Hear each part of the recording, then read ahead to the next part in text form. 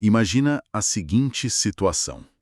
Alguém comete um crime assim, super violento. Uhum. Mas a única testemunha ocular dessa tragédia não tá lá na mesma casa, não tá nem na mesma cidade. Tá, mas onde ela tá, então? Ela tá assistindo a tudo pela tela de uma chamada de vídeo no celular, tipo a centenas de quilômetros de distância. Nossa. E acredite se quiser, por sistema de justiça brasileiro atual, essa testemunha está fisicamente presente na sala. E a pena do criminoso vai ser multiplicada por causa disso. Bem-vindos e bem-vindas à nossa mesa de estudos virtual de hoje. É um excelente ponto de partida, porque essa imagem, quebra completamente aquela visão tradicional do direito, né? Aquela coisa de livros empoeirados. Exato.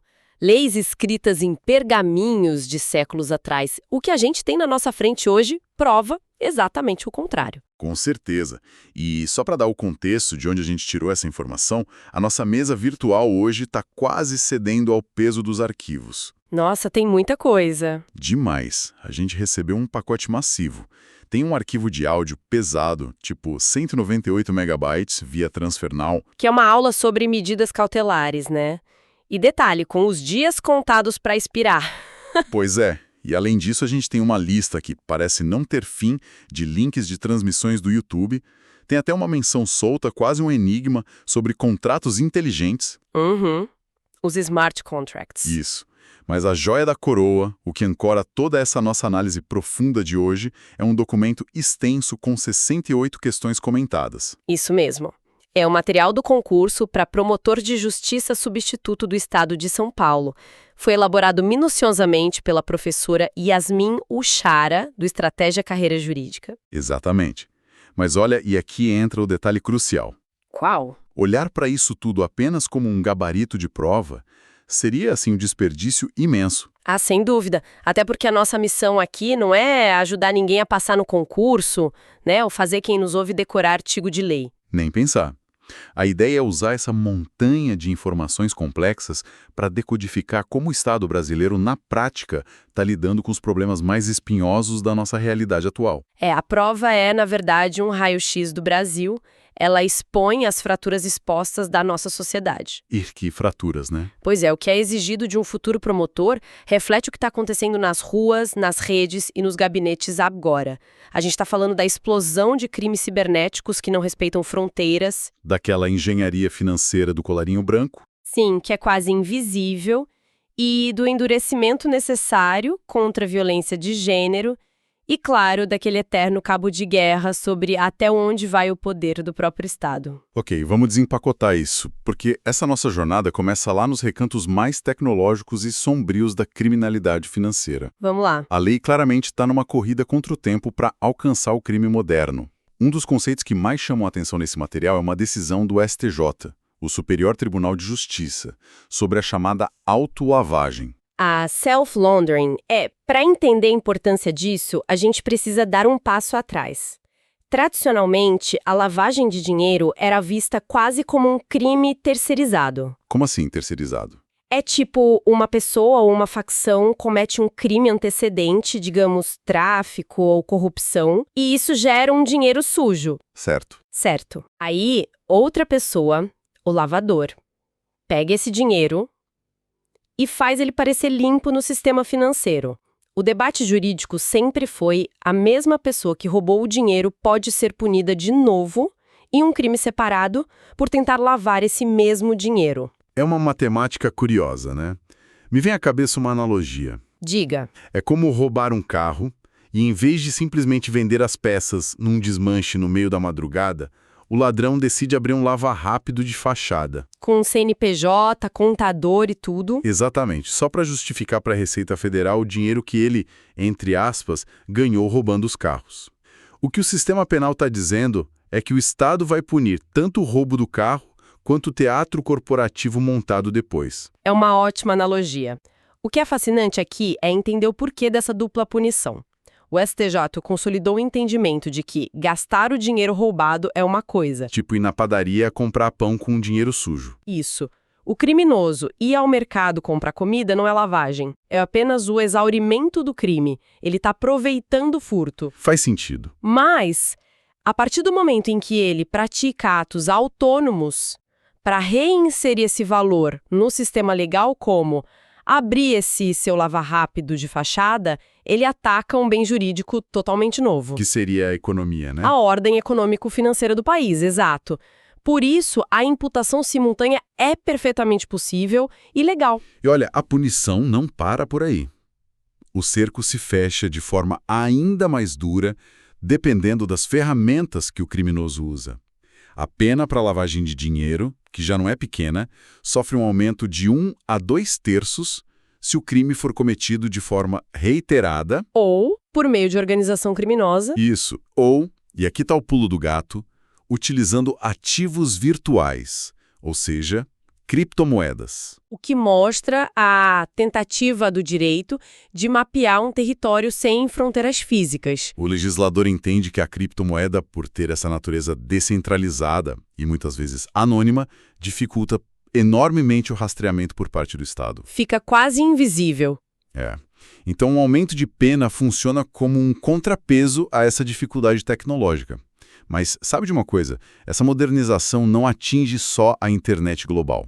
Tem aquele detalhe super sutil sobre o furto eletrônico ou furto informático que me deixou bem intrigado. No pacote anticrime, né? Isso. O crime de furto informático foi incluído no Código Penal.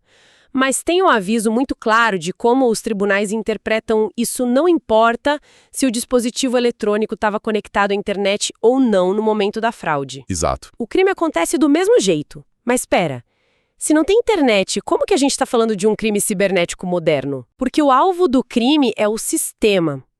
É a lógica digital. E não necessariamente a rede mundial de computadores. Imagina alguém que caminha até um caixa eletrônico isolado. Lá no meio de uma madrugada. Isso. E insere fisicamente um pendrive com um programa malicioso para fraudar o caixa. Aquele terminal pode estar operando só numa rede local fechada ou até mesmo totalmente offline naquele segundo. Ah, entendi. Mas o dolo, sabe, a intenção criminosa de fraudar a arquitetura informática para subtrair valores está ali. Está totalmente presente. O legislador percebeu que exigir conexão à internet ia criar uma brecha absurda. Para criminosos que atacam infraestruturas físicas isoladas, né? É a lei tentando tapar os buracos antes que a água entre, né? Com certeza. Assunto é crime organizado. A lei de organizações criminosas prevê um aumento direto de pena se houver o envolvimento de funcionário público. É a punição por usar a própria máquina do Estado contra o Estado. Pois é. E mais do que isso, a lei agora proíbe a progressão de regime prisional para membros de facções se tiver provas de que eles mantêm o vínculo com o grupo de dentro da cadeia. É o fim daquela ideia de que o crime organizado pode ser gerido do conforto de uma cela.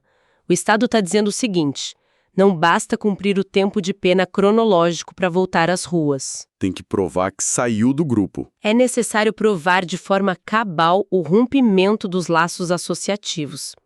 Cumprir a pena passa a exigir uma mudança de status do criminoso em relação à facção. Cara, a gente acabou de ver como a lei esticou os braços digitais dela para alcançar fraudes com pendrives e criptomoedas. Mas o que realmente choca é perceber que o sistema de justiça está aplicando essa mesma compreensão de quebrar barreiras digitais para medir o tramo humano. E aqui a gente entra na proteção às vítimas de violência. Exato. E, sem dúvida, essa é a camada mais densa e, socialmente falando, a mais urgente das nossas fontes de hoje. Tem um movimento claro, assim, cirúrgico e implacável de endurecer a lei para proteger as relações íntimas e familiares, especialmente no combate ao feminicídio e à violência contra menores. Começando por uma decisão histórica do Supremo Tribunal Federal, o STF, sobre o feminicídio. Ah, sim. O STF proibiu de forma absoluta o uso da tese da legítima defesa da honra nos tribunais do júri. E olha, para quem vê de fora, parece uma completa loucura que essa tese existisse até pouco tempo atrás. Parece mesmo. Como que era possível alguém chegar lá e argumentar isso? Bom, historicamente, o tribunal do júri, que é quem julga os crimes dolosos contra a vida, tem o que a Constituição chama de soberania dos vereditos. Os jurados são pessoas comuns da sociedade. Não são juízes de carreira, né? Exato. E eles julgam de acordo com a própria consciência, sem precisar fundamentar o voto por escrito. por décadas, advogados de defesa usavam essa liberdade para apelar para valores patriarcais e machistas que são muito enraizados em certas regiões. E aí eles argumentavam que o cara que matava a esposa por uma suposta traição estava defendendo a própria honra. Isso. O que o STF fez agora foi traçar uma linha vermelha intransponível. O STF basicamente disse: chega. Usar a honra como desculpa para matar não é uma defesa legítima, é só uma manobra retórica cruel e que desumaniza a vítima. Precisamente. O tribunal determinou que essa tese não é uma excludente de ilicitude, ou seja, não é algo que retira o caráter criminoso do ato, como seria uma verdadeira legítima defesa contra uma agressão física.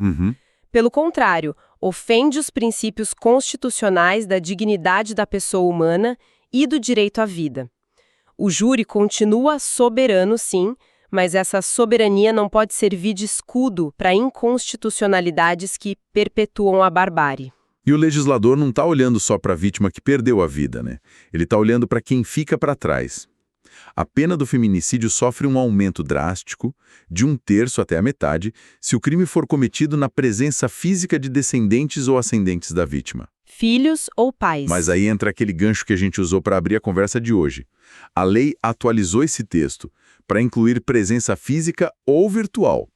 Então vamos deixar isso muito claro para quem está escutando. Vamos. Se o crime acontece no estado de São Paulo, mas o filho da vítima está no interior de Minas Gerais, assistindo a tudo impotente por uma chamada de vídeo, a lei pesa a mão exatamente com a mesma força. Exatamente com a mesma força.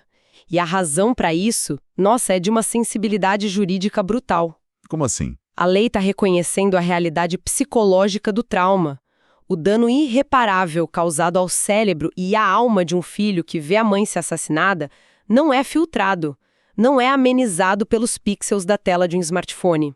A tela não protege do trauma. De jeito nenhum. A distância geográfica, nesse caso, é irrelevante frente à violência psicológica de presenciar a morte em tempo real. Ao incluir a palavra virtual, o direito penal absorve a realidade de que as nossas conexões emocionais e os traumas que vêm delas hoje transitam por ondas de Wi-Fi. É muito perturbador, mas ao mesmo tempo faz todo sentido lógico. E essa mentalidade de que fechar os olhos não é mais uma opção se reflete na Lei Henri Borel e no ECA, o Estatuto da Criança e do Adolescente. As novas regras de omissão. Sim. O material destaca o crime de omissão, tipo deixar de comunicar à autoridade pública a prática de violência, de tratamento cruel ou abandono contra uma criança ou incapaz. É um crime que começa ali com detenção, mas se dessa omissão passiva resultar uma lesão corporal grave na criança, a pena aumenta pela metade. E se resultar em morte, a pena é multiplicada por 3. Nossa, por 3. O que mostra pra gente uma mudança de paradigma, né? Total. A mensagem do Estado é super direta à negligência no âmbito familiar, aquele famoso em briga de marido e mulher, não se mete a colher. Que as pessoas adoram falar. Isso agora é visto como um ato de destruição comparável à própria violência física. E a pena ainda é dobrada se quem se omitiu for ascendente, padrasto, madrasta ou responsável legal. A lei impõe que quem tem o dever de cuidado não tem o direito ao silêncio. Entendi. Mas a lei também tem os seus freios de contenção, sabe? Quando a gente lê o material sobre o ECA, a gente esbarra num termo muito específico da área jurídica que às vezes até assusta quem não é da área, a dosimetria. Ah, temida dosimetria. Para traduzir rapidamente para quem nos ouve, a dosimetria é basicamente a matemática rigorosa, a fórmula que o juiz precisa seguir passo a passo para calcular os anos, meses e dias exatos de uma punição. Isso mesmo. E no caso de menores infratores, essa matemática tem um teto de vidro inquebrável, né? Tem. O material reforça muito que a medida socioeducativa de internação, que é a privação de liberdade mais severa aplicada a um adolescente infrator, tem um limite absoluto estabelecido em lei.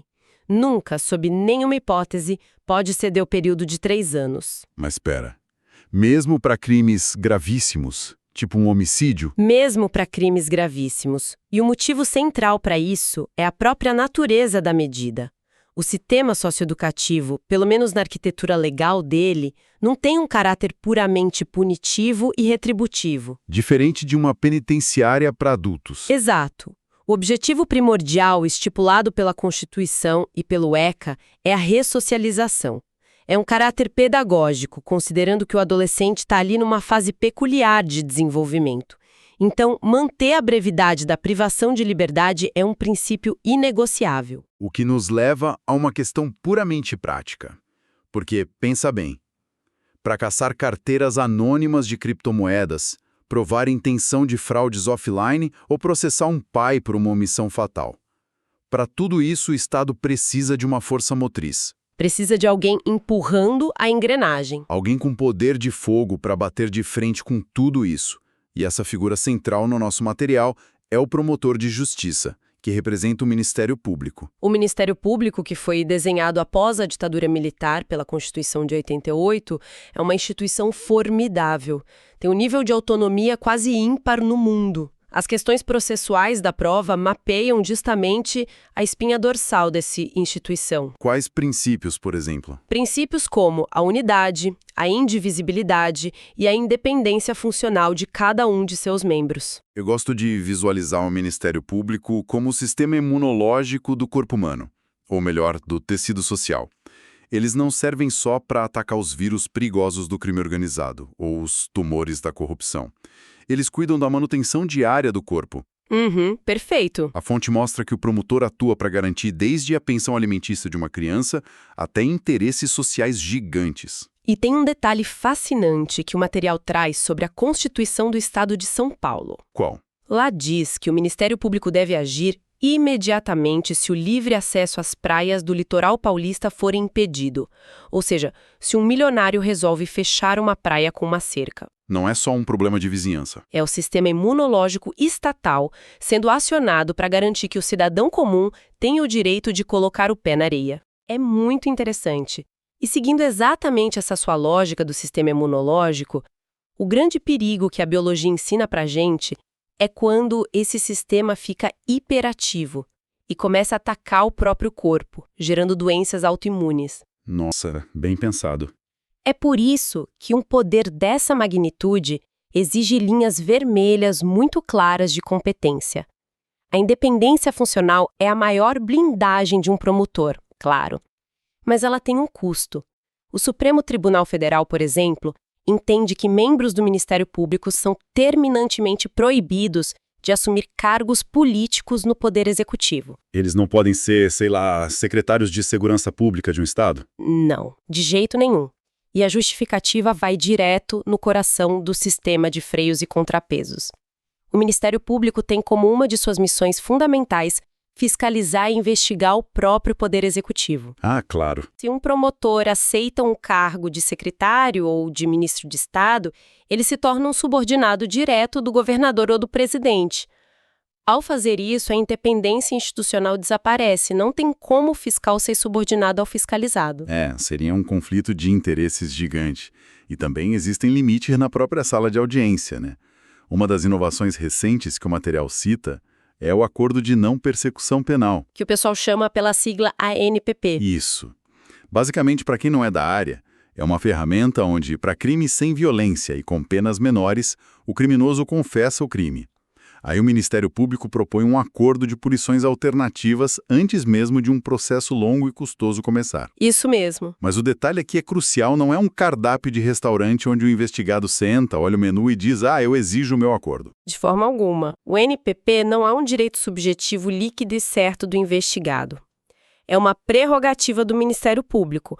É ele quem avalia, com base na política criminal e na utilidade social, se o acordo é necessário e suficiente para reprovar e prevenir aquele crime. Ou seja, a palavra final é do promotor. Exato. E mais, os tribunais superiores definiram que o Ministério Público sequer tem legitimidade para oferecer esse acordo em casos de ações penais de iniciativa privada. O que seria isso? São aqueles crimes menores, como uma calúnia ou injúria, onde a própria vítima é quem move a ação, e não o Estado. Então, o promotor tem muito poder, mas o tabuleiro tem regras bem claras. E falar sobre as regras do tabuleiro nos traz para a arquitetura final da nossa conversa de hoje. Como o Estado, além do Ministério Público, impõe limites a si mesmo e às relações da sociedade, através do processo civil e constitucional. Vamos lá. Tem uma regra aqui que me obriga a fazer o papel de advogado do diabo.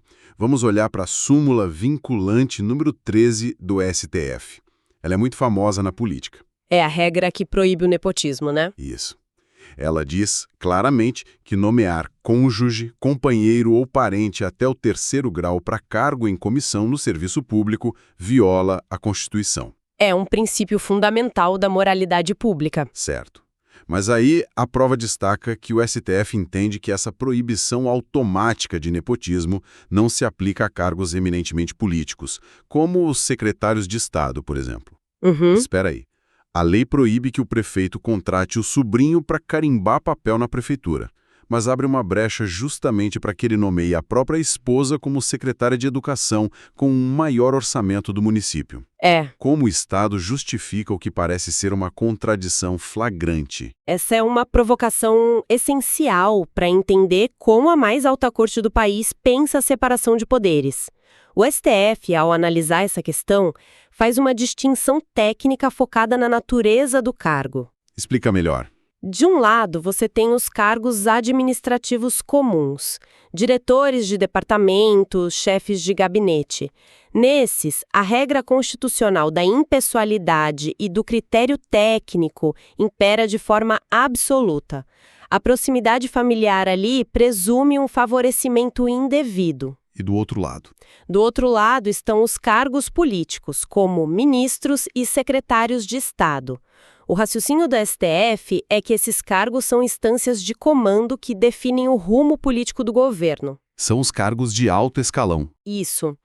E para esses postos, exige-se uma relação de altíssima confiança intrínseca com o chefe do executivo. É o que o direito chama de munus governamental. O tribunal argumenta que o critério político de confiança sobrepõe a presunção automática de nepotismo. Entendi a lógica, mas na prática... Mas claro, é crucial enfatizar uma coisa: isso não é um passe livre para a imoralidade. Se o Ministério Público provar que o parente nomeado para secretário não tem nenhuma qualificação técnica para a pasta... Tipo, botar alguém de saúde na economia. Exato. Ou provar que a nomeação foi uma fraude clara à lei apenas para o enriquecimento da família, a Justiça pode anular o ato. Mas a barreira automática da súmula 13... aquela que proíbe de cara, de fato, não atinge os cargos políticos. Cara, é o tipo de ginástica jurídica que obriga a gente a pensar criticamente sobre como princípios justos podem colidir na prática, né? Com certeza. E tem outra ferramenta vital, dessa vez no processo civil, que é o escudo da proibição da decisão surpresa. A regra diz que o juiz não pode decidir com base em um fundamento sobre o qual as partes não tiveram a chance de se manifestar. É o que chamamos de materialização do contraditório efetivo. Antigamente, um juiz podia identificar um problema jurídico que nem a acusação e nem a defesa tinham notado. E ele podia sentenciar o caso ali mesmo de ofício. Sem avisar ninguém. Sem avisar. Hoje, o Estado diz, olha, o juiz tem o poder de decidir sim, mas o cidadão e as partes têm o direito inalienável de argumentar antes. O juiz tem que intimar as partes para falarem sobre aquele ponto, evitando tirar um coelho da cartola no último segundo. Justo. E a gente vê essa tentativa de criar previsibilidade até no dia a dia, tipo nos acidentes de trânsito. O material aborda 2 situações de transporte decididas pelo STJ com finais totalmente opostos.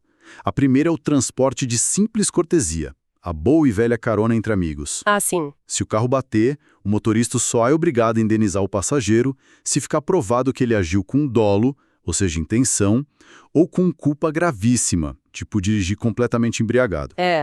Uma desatenção levíssima não gera o dever de indenizar. Afinal, era um favor sem fins lucrativos. Exatamente. A lógica muda drasticamente quando entra o transporte oneroso, pago, como um ônibus intermunicipal. Aí a gente tem uma relação de consumo e a empresa tem responsabilidade objetiva pela segurança do passageiro até o destino final. Bateu, indeniza. Só que tem uma exceção sombria que a jurisprudência estabeleceu aí. Tem. O STJ definiu que a empresa de ônibus, não é civilmente responsabilizada por um assédio sexual praticado por um passageiro contra outro durante a viagem. Como a empresa escapa dessa responsabilidade se a pessoa pagou pela viagem segura? É difícil ouvir isso, mas porque a corte enquadra esse crime de assédio como um fortuito externo. O raciocínio é que a violência sexual perpetrada por um terceiro é um evento criminoso totalmente imprevisível e inevitável pela ótica do contrato de transporte. Não tem a ver com a direção do ônibus em si? Exato, o assédio não tem um nexo causal direto com o serviço de locomoção. A responsabilidade da empresa é evitar acidentes, falhas mecânicas, assaltos no trajeto que dependam da segurança do veículo, mas ela não tem como atuar como uma força policial preventiva do comportamento íntimo e criminoso de cada passageiro lá dentro. O dever de segurança pública nesses casos recai sobre o Estado e não sobre o contrato civil da empresa. É impressionante a quantidade de nuances, né? De equilíbrios milimétricos que a lei tenta fazer o tempo todo. É um trabalho de ourives. Se a gente olhar para a jornada conceitual que a gente fez hoje através desses arquivos massivos, a gente viu como o direito precisa caçar intenções criminosas escondidas em linhas de código de criptomoedas ou em pendrives desconectados. Uhum. Testemunhamos como a lei tenta, até de forma comovente, medir a extensão do trauma humano através de uma tela de WhatsApp, num caso de feminicídio, e como ela nos obriga a agir diante da vulnerabilidade de crianças, punindo a omissão com prisão. Sem falar que exploramos os limites e poderes desse sistema imunológico estatal e das regras que impedem decisões surpresas. Exatamente. É um retrato fascinante e exaustivo também, de um sistema construído por mentes humanas para tentar julgar, com todas as suas falhas e acertos, a intenção, a culpa, a negligência e a dor de outras mentes humanas. Exige muita empatia, análise de contexto e uma capacidade gigantesca de interpretação, né? Muito, o que me traz ao nosso enigma final. Lá no meio dos arquivos, no nosso resumão, tinha aquela menção isolada, que a gente mal tocou, sobre os contratos inteligentes, os smart contracts. Verdade, a gente deixou para o final. Executáveis. Quando uma condição A acontece, a consequência B é disparada instantaneamente, transferindo valores ou direitos. Sem intervenção humana, sem juiz, sem promotor. E essa é a provocação perfeita para deixar ecoando na mente de quem acompanhou a gente até aqui. Nós passamos os últimos minutos debatendo exaustivamente como a aplicação da lei depende do fator humano. Um promotor precisa estudar anos, analisar súmulas e investigar o contexto de um trauma, a real intenção de uma autolavagem. A diferença entre um cargo técnico e a confiança política. É uma análise subjetiva, fina. Então, o que acontece num futuro que já está batendo na nossa porta? Quando a base das transações financeiras, dos registros de propriedades e, quem sabe, das sanções sociais passar a ser regida por contratos inteligentes, que não dormem, não sentem e não interpretam. Essa é a grande questão. Como que um código de computador que executa friamente uma lógica matemática e binária vai conseguir avaliar o que é dolo, o que é uma omissão justificada? Como o nosso sistema imunológico legal, que é baseado na compreensão da alma humana, vai julgar as ações de um algoritmo automatizado? Fica quase impossível. A infraestrutura tecnológica caminha para uma execução implacável, sabe? Enquanto a justiça precisa da flexibilidade humana para ser justa de fato. É um choque de mundos para qual a jurisprudência atual ainda está só ensaiando as respostas. Fica essa enorme tumba atrás da orelha para quem nos ouve. Aquele raio-x do início da nossa conversa está prestes a se tornar um holograma indecifrável de linhas de código. Bom, foi fascinante fazer essa travessia. Manter o senso crítico afiado, buscar sempre o porquê das coisas e questionar as regras do tabuleiro continuará sendo a ferramenta mais poderosa para decifrar o mundo ao nosso redor. Até o próximo mergulho profundo.